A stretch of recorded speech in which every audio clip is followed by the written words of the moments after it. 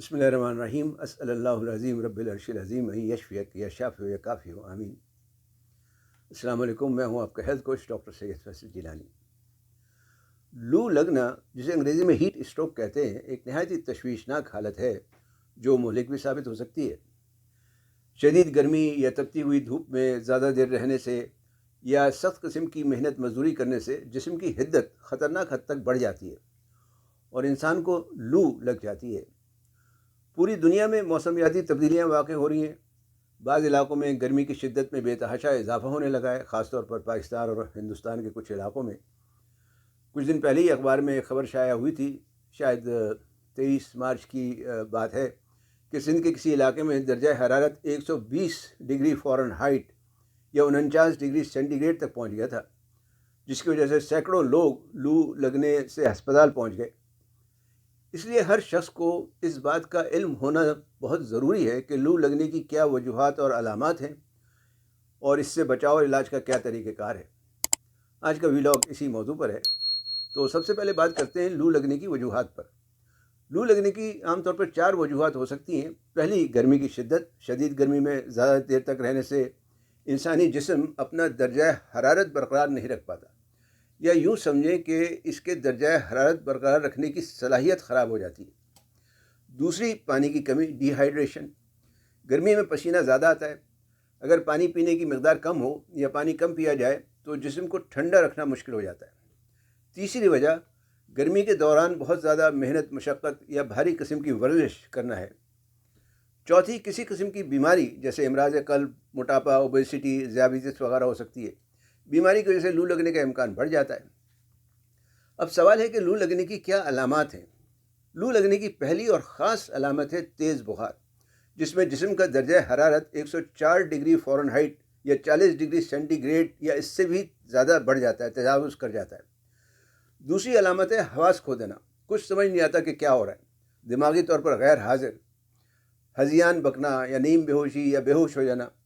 تیسری علامت ہے گرم اور خشک جسم، یعنی گرمی کے باوجود پسینہ نہیں آتا بلکہ جسم کی جلد گرم اور خشک رہتی ہے یا ہو جاتی ہے۔ چوتھی علامت ہے مسلسل متلاہٹ، الٹی اور سر درد ہونا۔ پانچویں ہے دل کی دھڑکن میں تیزی، دل دھڑکن کی رفتار بڑھ جاتی ہے۔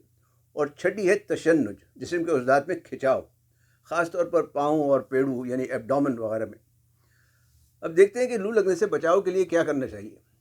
لو لگنے سے بچاؤ کے لیے سب سے پہلے تو جسم میں پانی کی مقدار کا توازن برقرار رکھنا ضروری ہے۔ پانی کے ساتھ ساتھ نمکیات یا الیکٹرولائٹس کی مقدار بھی صحیح ہونا چاہیے۔ وقفے وقفے سے پانی پیتے رہیں تو بہتر ہے۔ اور یہ بھی اچھا ہے کہ اگر آپ کو آسانی سے کوئی الیکٹرولائٹس کا پاؤڈر مل جائے بازار میں تو اسے اس میں شامل کر لیں۔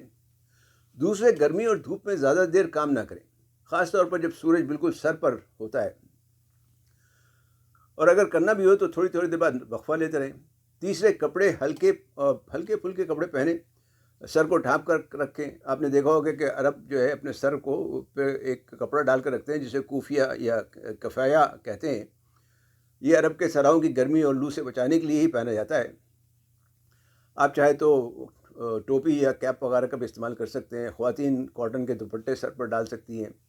چوتھے، ان لوگوں کا خاص خیال رکھیں جو کسی دائمی بیماری میں مبتلا ہوں۔ ان کی قوت مدافعت اور دوسرے استحالات یعنی میٹابولزم ویسے ہی کمزور ہو چکے ہوتے ہیں۔ اب بات کر لیتے ہیں اس کے علاج کے بارے میں۔ جہاں تک لو لگنے کے علاج کا تعلق ہے تو جیسے ہی آپ کو کسی میں لو لگنے والی علامات نظر آئیں یا آپ دیکھیں تو اسے فوراً ہسپتال پہنچانے کی کوشش کریں۔ اگر آپ گاڑی یا ایمبولینس وغیرہ کا انتظار کر رہے ہوں تو اس کے آنے تک اسے کسی ٹھنڈی سائے والی جگہ میں لے جائیں، اس کے جسم کو ٹھنڈا کرنے کی کوشش کریں، اور اگر برف مل جائے تو اس کے ماتھے اور ہتھیلیوں اور تلووں وغیرہ پر اسے ملیں یا پھر ٹھنڈے پانی سے نہلا دیں۔ اور اگر وہ شخص یا وہ فرد پانی پینے کے قابل ہو تو گھونٹ گھونٹ پانی پلاتے رہیں۔ الیکٹرولائٹ والا پانی ہو تو زیادہ بہتر ہے۔ خلاصہ یہ ہے کہ لو لگنے سے بچاؤ کی تمام تدابیر اختیار کریں، اور اگر خدا نخواستہ کسی کو لو لگ جائے تو فوری طبی امداد بہم پہنچانا بہت ضروری ہے، ورنہ مزید پیچیدگیاں پیدا ہو سکتی ہیں۔ اللہ تعالیٰ سب کو اپنے حفظ و امان میں رکھے۔ امید ہے یہ معلومات آپ کے لیے فائدہ مند ہوگی۔ انہیں اپنے دوست احباب سے بھی شیئر کریں، علم پھیلانا بھی صدقہ جاریہ ہے۔ ویڈیو دیکھنے کا شکریہ۔ اپنی آراء سے ضرور آگاہ کریں۔ صحت مند رہیں، تندرست رہیں، شاداباد رہیں۔ نیوٹراسیوٹیکلز اور صحت کے بارے میں مزید معلومات کے لیے چینل لائک اور سبسکرائب کر کے بیل آئیکن پر کلک کرنا نہ بھولیں۔ والسلام علیکم ورحمۃ اللہ وبرکاتہ.